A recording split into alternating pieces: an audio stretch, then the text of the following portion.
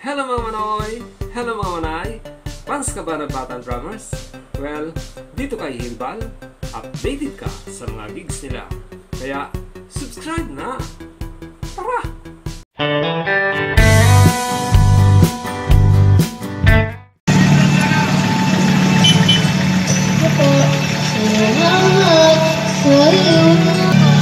Nakabidyo ka? Sa YouTube po ito, ma'am. Sa YouTube.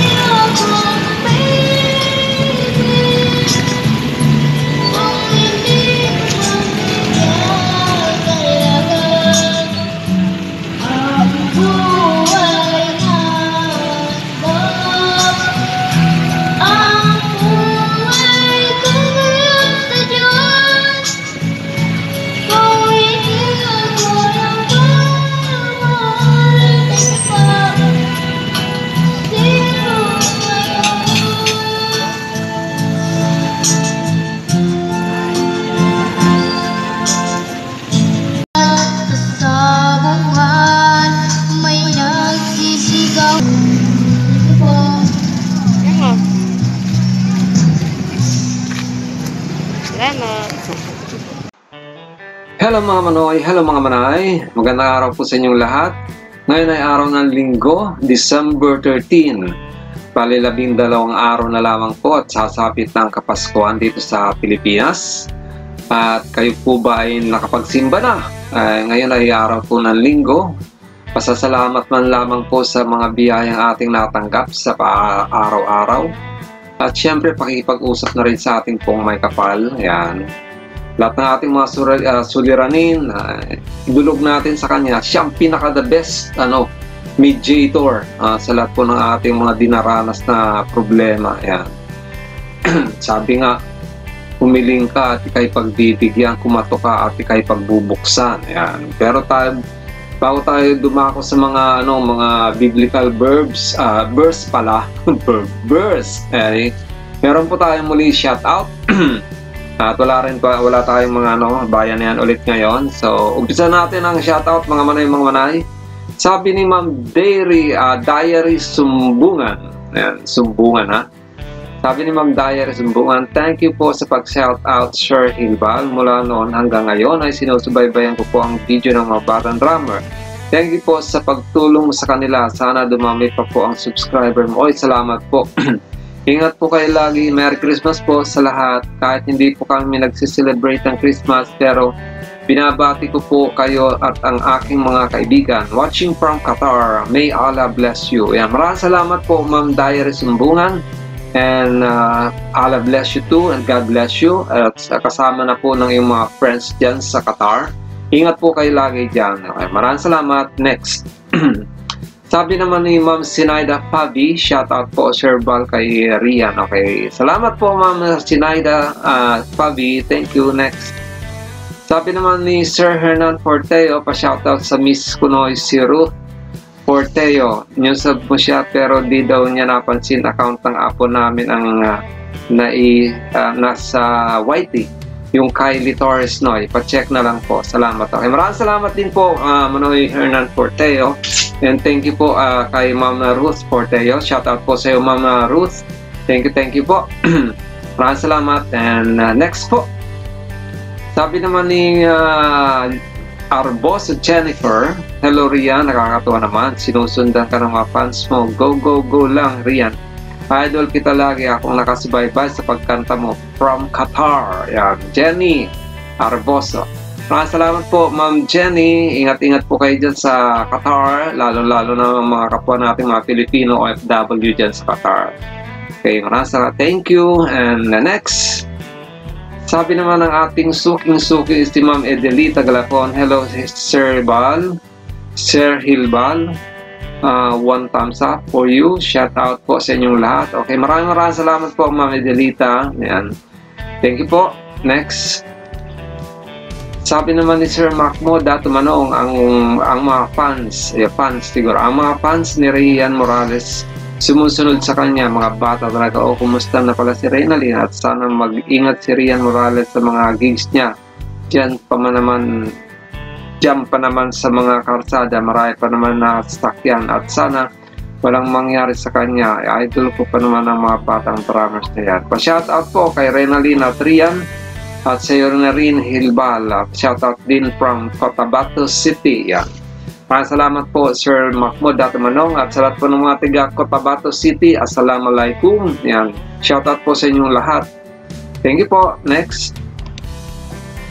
Sabi naman ni Ma'am Kylie Torres, Hi Sir Hilbal, new sub po ako. Thank you po. Idol po namin si Rian at Sir Eddie.